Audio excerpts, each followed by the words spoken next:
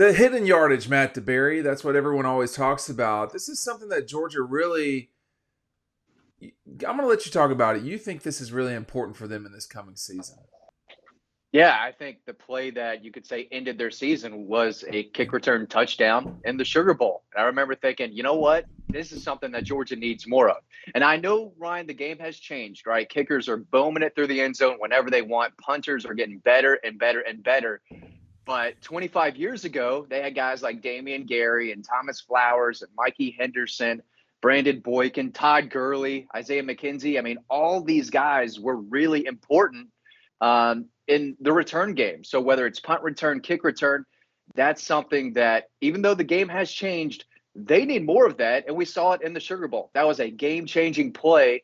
And you could possibly say the knockout punch. I know it happened right at the beginning of the second half, but when it happened, you're thinking, man, that was a giant blow. They are momentum swings, and it's something that I don't know if they can get more of because of how the game is being played now, but I'm sure Kirby Smart's sitting there wishing, hey, we do need more of this. And they've got a guy who can get the job done, one of the more explosive players in college football, Ryan. Yeah, I mean, it was an issue, and they went out, and I think they got someone that they think they can solve that in Zachariah Branch. And you saw a little bit of that at G-Day, right? They stopped the play, but Zachariah Branch tries to field a punt from, inside the 10-yard line, around the 5-yard line.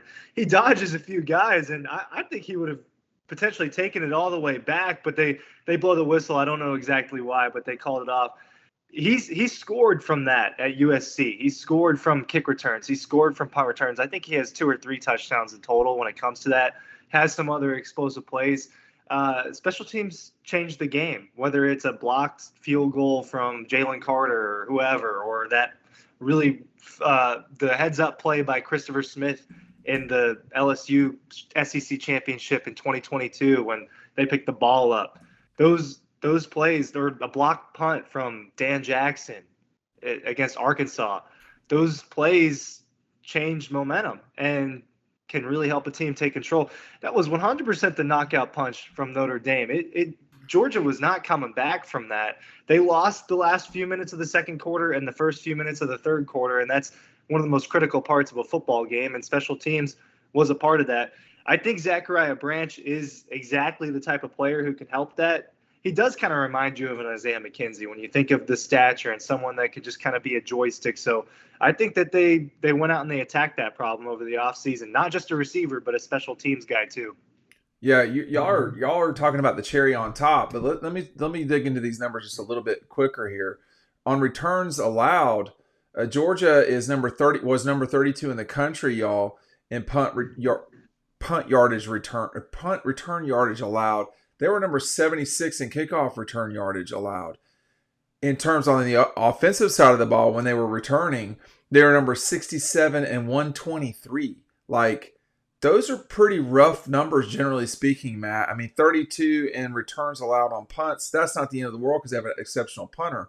But these other 3 of the 4, every little thing matters. And if you can dial those up a little bit better, Georgia doesn't have a kickoff return against them in the Sugar Bowl. They don't have, whatever. I mean, Georgia Tech, I feel like I'm thinking that was a second. That was not a kickoff return. That was the first play of the game where Tech had a long run. Right? Am I getting that right? Yeah. So, but there are moments like y'all were talking about. You mentioned Dan Jackson, Ryan, but when Zamir blocked the punt against Arkansas in 2020. The blocked field goal attempt against Alabama switched the game completely in the national championship game. All these special teams plays are there to be had every, say, 7th play of the game or whatever it is. They do have to be better at this, Matt. These are not good enough numbers for what they want to accomplish. Yeah, you're either elite or you're not, and they have not been elite in the return game and against the return. They have. If my math is correct, my numbers are correct, they have 3 punt return touchdowns in the entire Kirby Smart era. They had Isaiah McKenzie brought a punt return back in 2016. I think Mecole Hardman had one in 2018. And then Mekhi Muse a couple years ago against some cupcake zigzagged his way for a touchdown. That one doesn't matter. I don't think they have a single kick return touchdown in the Kirby Smart era.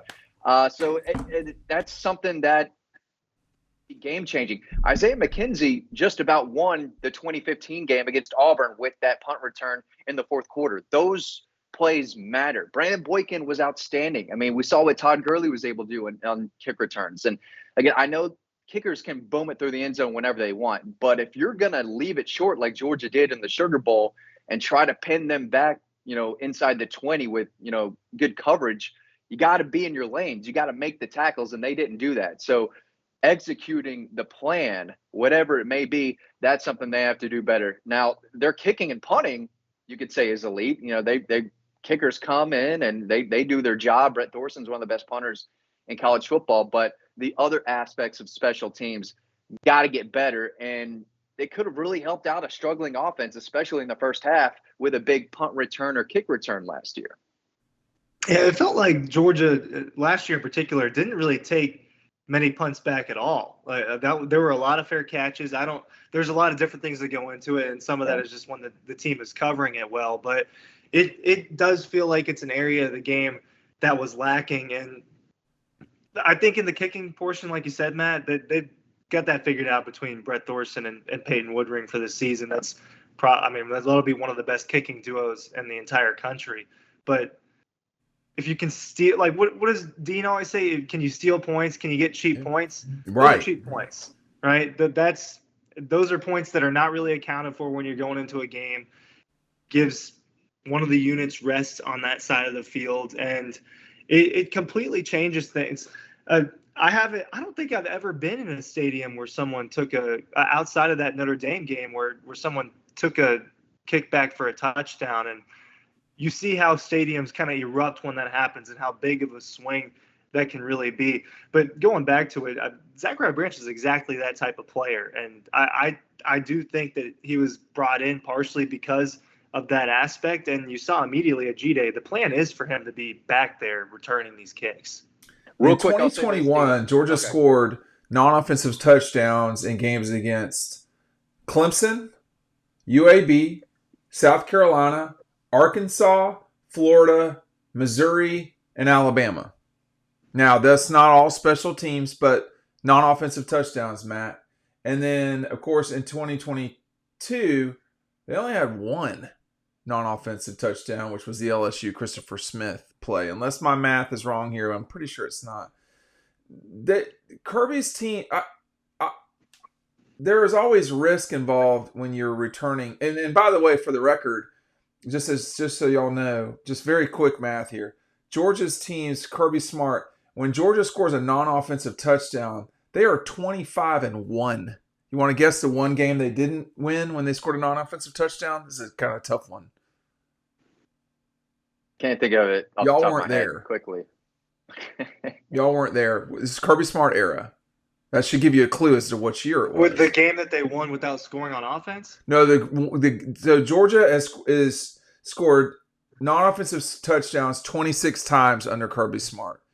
They are 25-1 in those games. Do you know which game they scored a non-offensive touchdown and lost?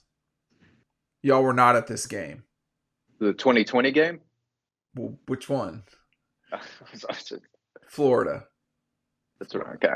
So it shows, and the teams they're beating here are, some of these are top 5 teams: Clemson, Alabama, LSU, Tennessee, Arkansas. When you score, Florida a couple times they scored non-offensives. So you're trying to, and non-offensive is not just special teams, Ryan, but you can really flip. Let me ask you, Ryan was up in the crowd when Christopher Smith scored that pick 6 against Clemson in 21. What did you feel? What did you hear? What happened on that play? I mean, well, it was the play of the game, right? But yeah. Georgia couldn't get anything going on. Neither team could move the ball on offense. It was one of those types of games, and there's an injured JT Daniels that we didn't know about, and Georgia just couldn't get anything going. And that's when the stadium erupts. It's those game-changing plays, and the Georgia side of it. I was on the Georgia side when that happened as well, so I could hear it even better. That was the eruption, and you didn't think that was going to be the only eruption that entire game, but it was one of the plays that, I mean, look, they just demoralized DJU and that Clemson offense in that game, but that felt like oh man, it's going to be like that. They can't even get that going. But it was those types of plays feel bigger than an offensive touchdown when you're in the crowd because it's not as expected and they don't happen as often and they're more difficult to make happen. So I think in terms of momentum that they're an even bigger deal. Now you can't go into a game expecting to get that necessarily, but it's really important when you do. Well, in 21, Matt, they did it about not quite every other game. I mean, they did it quite a bit, scoring non-offensives. How much does wrapping this up, how much does Zachariah Branch matter for them in 2025? I mean, he's one of the best players on the team, one of the most explosive players in the game right now. And like Ryan said, he's going to help out immediately at wide receiver. But I do think that KJ Bolden can do this as well. Yeah. Should be able to help out in the return game. All right. Thanks for watching.